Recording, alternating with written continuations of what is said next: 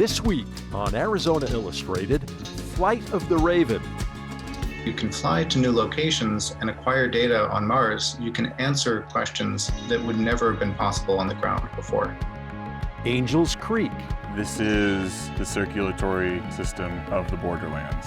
A dancing scientist. I don't feel like with dance I'm ever limited. It allows me to express myself in all the things that I don't get to do when I'm in the lab. And history and culture through murals. This mural actually represents the heart of Tucson to me.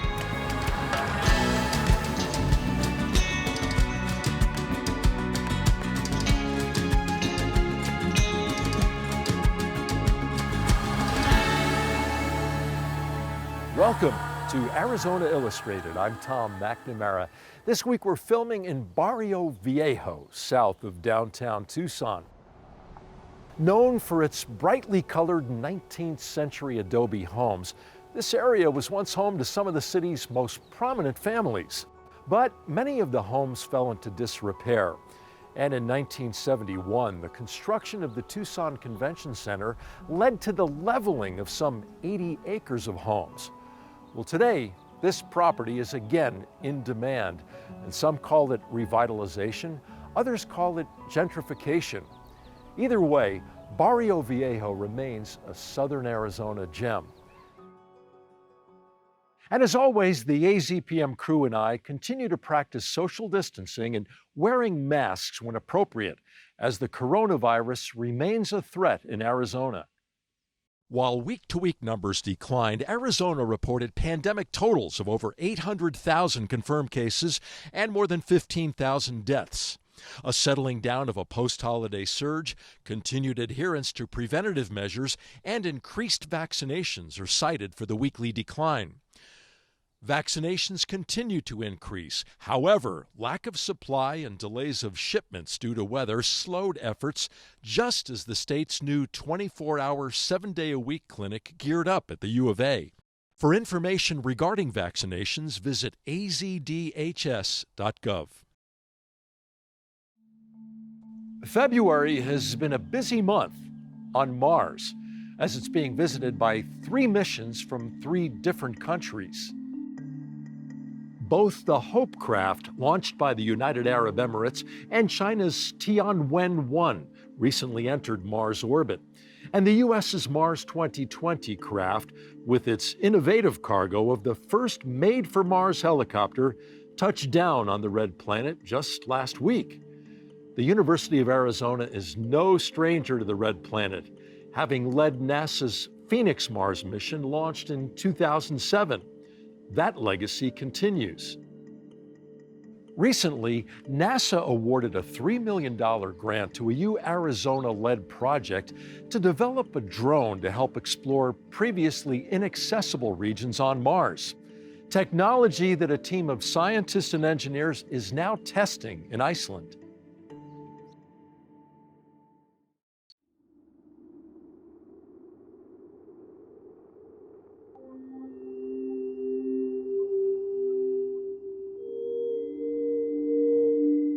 There's a fantastic Icelandic poet, Halldór Laxness, who has a quote that begins, "Where the glacier meets the sky, the land ceases to be earthly, and the earth becomes one with the heavens."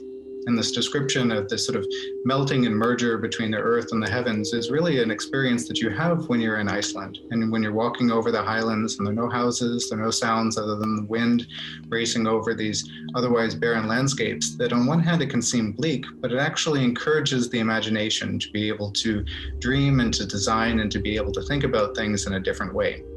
And it's an opportunity, even if I'll never have an opportunity directly to go to Mars or another planet, where you're transformed in your imagination from being on Earth to being in this other world and this other landscape.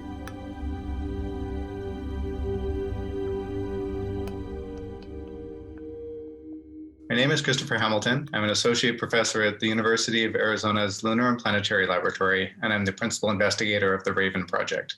I'm a planetary volcanologist, and at the moment I'm in Reykjavik in Iceland, and I'm here on a Fulbright Iceland Fellowship to be able to work with colleagues at the University of Iceland and to be able to begin developing some of the foundational work for the Raven project.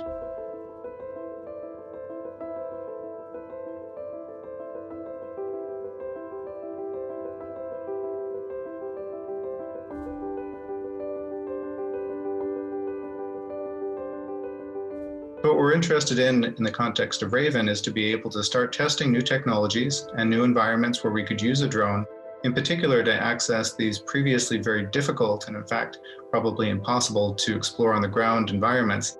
And so if you're interested in understanding volcanic terrains in a cold environment, which Mars is currently, then Iceland is really the best place that you can go to answer those questions.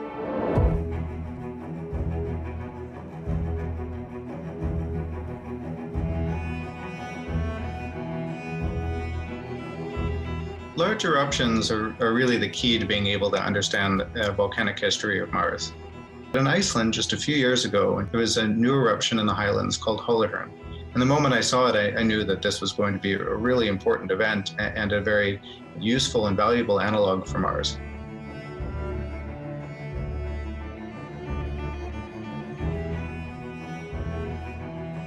Drones offer more than just the ability to take pretty pictures from the air. And so there are a number of different ways in which rovers and drones can work together to be able to do things that wouldn't be possible by either system alone.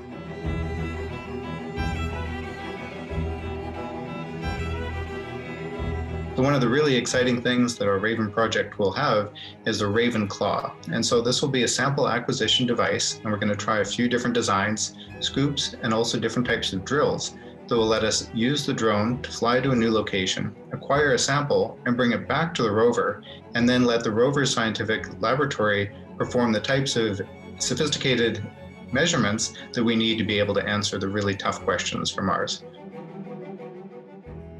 To have a drill that actually would drill on a lava flow, on a young lava flow of Mars, that would be, I think, one of the most exciting things that I could imagine. We have two types of drones that we normally use at the Holuhraun eruption site. One is a quadrocopter that you can pilot yourself. We also have a fixed wing that we call the little beastie because it's going to cover a lot of ground with a very high resolution.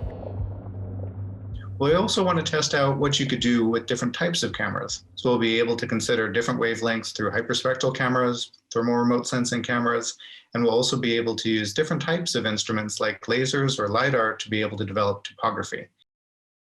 This is footage inside of a volcanic vent that erupted in Iceland in 2014 and 2015. And we acquired data to get a 3D model of it. So airborne imagery gives us the one type of data that we can use to examine surface properties. The colors of the surface tell us things. We can also construct stereo models or 3D topography.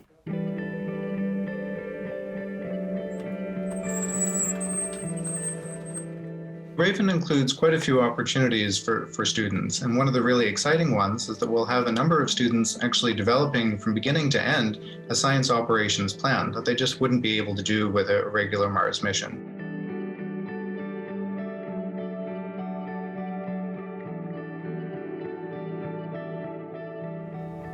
It's going to be a PhD thesis. Being involved in the whole process, how to get there, and even maybe influence a little bit what kind of scientific workflows would be required and decide which instruments on the drone would make sense. I think that's a huge privilege. On February 18th, the Mars 2020 mission will land in Jezero Crater, and this mission includes two components. The first is a rover called Perseverance, and the second is a helicopter, which is a technology demonstration called Ingenuity. And this is a really exciting opportunity because for the first time, this vehicle will be able to demonstrate flight on another world. And in doing that, it will open a whole new paradigm for how we can use similar technology scaled up to be able to travel further, bring more instruments, and to be able to answer really new questions, because we'll be able to demonstrate that if you can fly to new locations and acquire data on Mars, you can answer questions that would never have been possible on the ground before. I think the thing that really makes Raven particularly exciting for me is that it's an opportunity to build on my own history of being able to have been a geologist, to be able to have spent time in different volcanic landscapes to try and understand them on our world, and to be able to get a little bit of a deeper appreciation of what these types of volcanic terrains would be like elsewhere. And so Raven itself is able to fill a very important role because drones are going to be an integral part of, in particular, how humans explore Mars in the future. Being in the field and being in these aspects of nature that challenge you to be able to think differently. How could I be more efficient? How could I explore this environment? What would it look like from above? Are actually some of the key motivators that enable us to, I think, do better science and to be more creative when we try to approach these problems when we're exploring other worlds as well.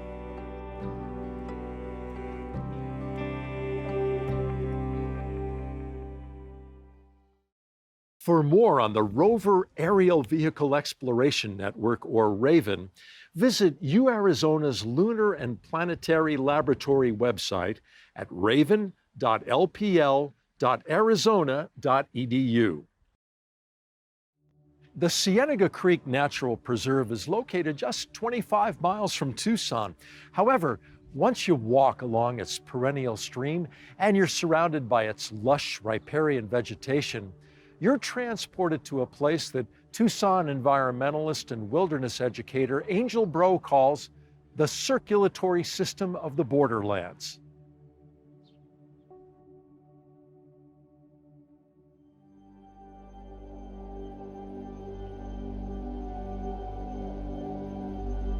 This is one of my favorite spots to visit in southern Arizona because it is relatively close to our urban core. It's a 30-minute drive from my home in downtown Tucson, and it is an amazing, amazing intersection of water and desert.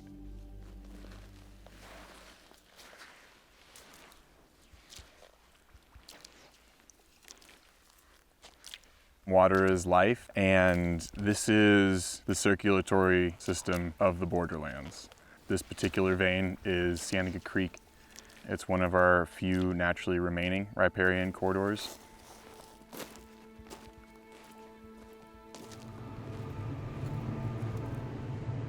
It's incredibly important because this acts as a highway for biota, but also historically ideas and materials. People, plants, animals have been moving through riparian corridors like this for thousands of years in this part of the world. And the fact that we still have this 30 minutes from Tucson is really an amazing thing.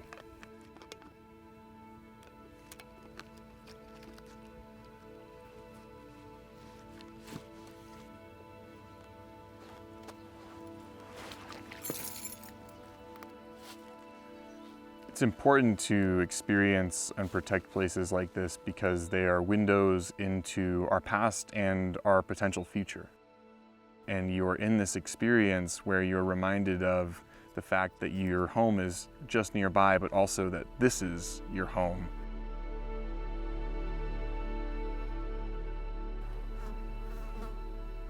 This is possible. You know, cottonwoods in the Sonoran Desert is not a miracle, it is natural. And I think to be able to experience that and to remember that this is the innate state of being here in the borderlands, it helps you remember who you are, where you are, and why we're here. The natural world is the foundation for everything that we value and do. It is the framework for our economic systems, for our social systems, for our traditions. Every time you take a bite of food, you can thank a pollinator for that. Every time you take a sip of water, you can thank the Colorado River in southern Arizona. And we can find the natural world not just in places like Cienega Creek or in public lands and wilderness, but in our own backyard and in our urban ecosystems as well.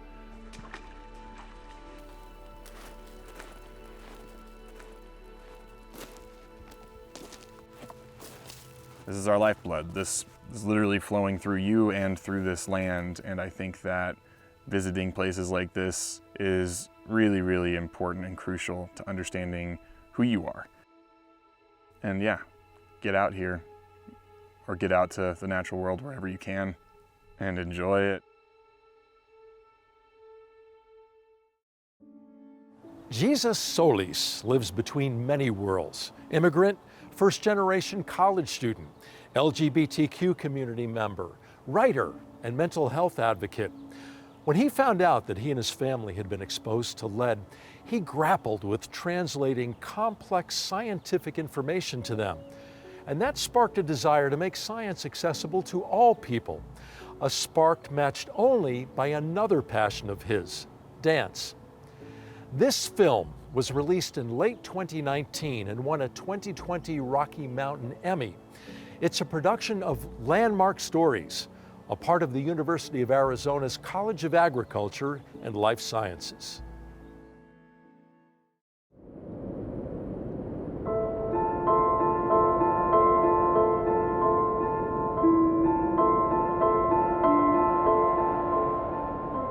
That is literally definitive of who you are as a person. It's just taken from you and you're just like, now what? I definitely saw myself in the dance world long term. And when I was in college, I was dancing like 30 hours a week, and my foot kind of just snapped. The realization hit that like, you're never going to dance the same again.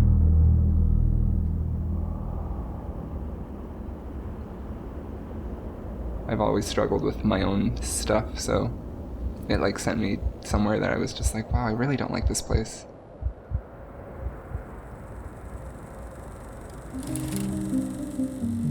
I am the oldest in an immigrant household. I was born in Mexico, raised in Las Vegas. It was just kind of thrown to school. I learned how to speak English. I've always been the bridge for my family when it comes to interacting with the American world. I helped raise my siblings. My parents were always at work.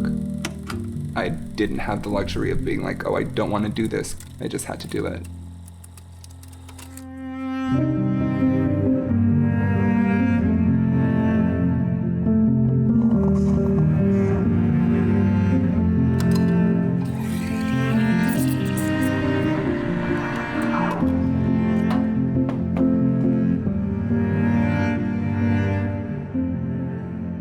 Back in Las Vegas, I remember signing a lease and they made us fill out this form saying like, there is a possibility that you will be exposed to lead during your time here.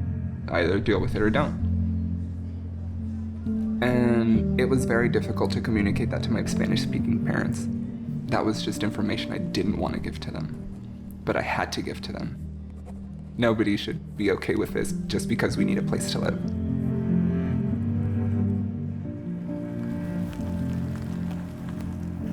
There is no safe level of lead. In what world is it okay to say that it's cheaper to let some people die than to protect environmental health? It's wrong. It's just fundamentally wrong. Okay. Hey, Sandlin. Well, come on in. No, I mean, this is reality academia right here. So Jesus has done a good job of keeping track of when there's been exceedances. I found Monica on the internet, and this woman is doing like research catering for communities of color and underrepresented communities. We won't use drinking water because, I mean, no one's drinking it. And like seeing how contaminants actually affect these people. What you found when you were trying to do lit reviews. Most people just said, email me. It was, just, you can email me. I was like, okay. It was just something that I wanted to be a part of. And I got in and I was just like, oh, let's go.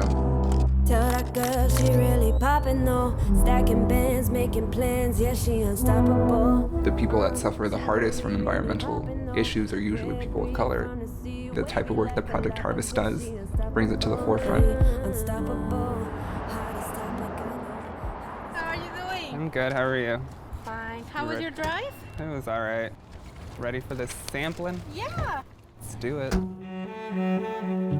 The research question came from community members who are growing their own foods and really wanting to know, like, is that source of pollution impacting my residential space? We are scientists that want to use the information we gather to help the people who it affects. And then we're just gonna pour the soil here. Good, that's enough. There are those community members that really appreciate the work that you're doing. People like Miriam. Soil not irrigated. There is something about knowing the truth, then you can do something about it. Inorganic, huh? They're labeled so we'll know what to put where. Cool. Well, thank you, Miriam. You're welcome. I'll see you next time. Have a good trip.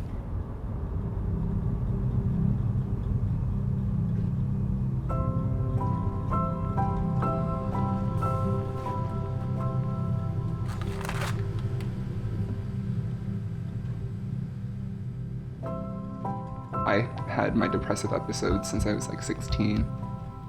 When I first came to Tucson was like the hardest it's ever been for me. I go through episodes where I'm just like immensely anxious to the point where like it is physically crippling. And I think that kind of comes with being the person that lives in between, you know. Ready? 5, 6, 7, 8, step, hit. I know I couldn't let go of the art just because that's everything that I've known. I see the issue there. Go straight into it. Step left, up, boom. That's better. We'll work on the falling. After that injury, I helped a friend start a dance company. We have, an hour, so I want to teach at least a minute. Sorry. Guys, I'm not crazy, I promise. And it was more so for people who all of a sudden weren't able to dance. So we were just kind of like a ragtag team of dancers. Hinge, bam. Ooh, yes. I'm a dancer and a scientist. Okay, ready? 1, 2.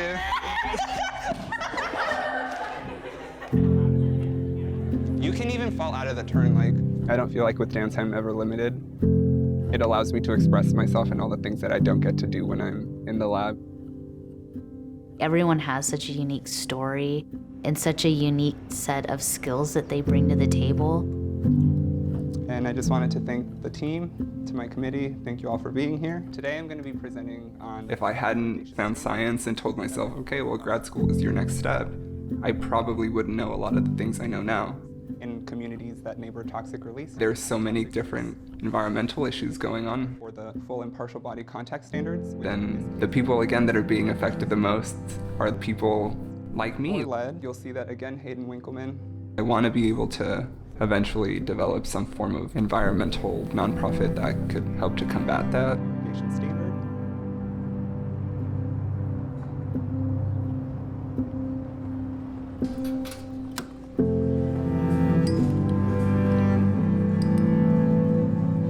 I am appreciative of science and all that it's taught me. Everything is connected and everything affects somebody somewhere. He's a very talented student who's not only a scientist, because I will always remind him that he is a scientist, and he's also a dancer. As he wavers between the noose and the booze, he waits, astute, to the paradigm that has been presented, ready for the next opportunity.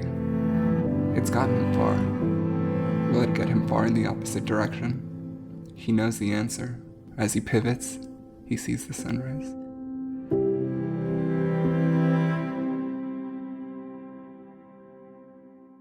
Jesus Solis received his master's degree in environmental science from the College of Agriculture and Life Sciences in 2019. He returned to Las Vegas to pursue another lifelong passion, music.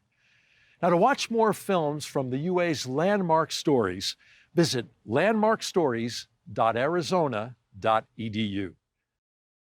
Artist Johanna Martinez grew up on Long Island, surrounded by New York City's colorful graffiti explosion of the 1970s and 80s. Her 30 years in Tucson is fueled by her passion to honor its history and culture.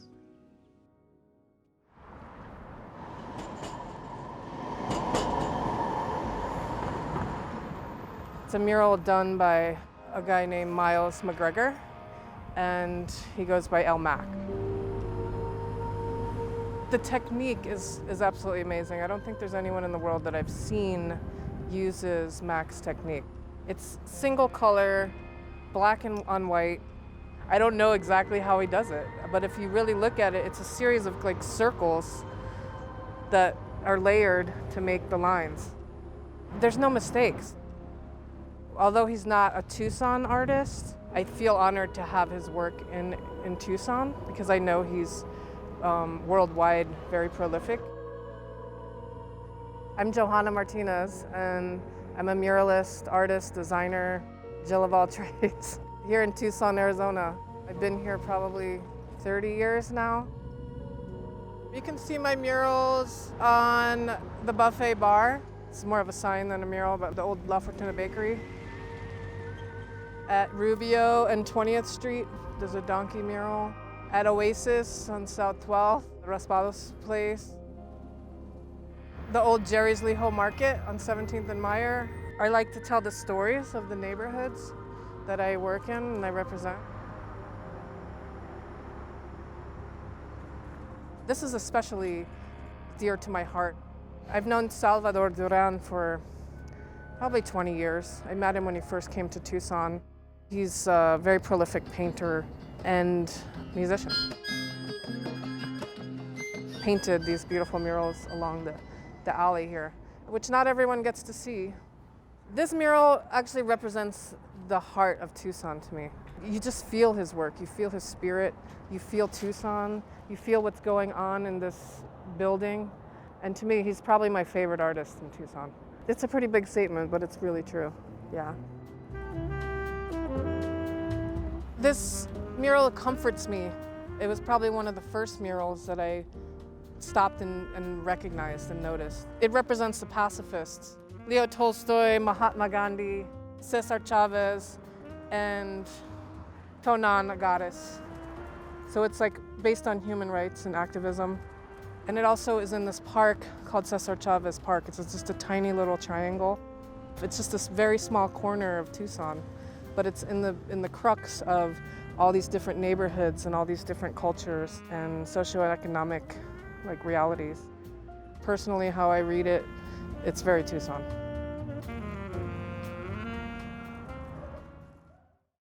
Watch Arizona Illustrated stories on demand on our website, azpm.org/Arizona Illustrated. Catch up on past episodes, rewatch your favorites, or even view some stories before they broadcast. And follow us on Facebook to receive stories right to your phone several times a week. We'll be taking a short break over the next few weeks. Thank you for joining us here on Arizona Illustrated. I'm Tom McNamara, and we'll see you soon.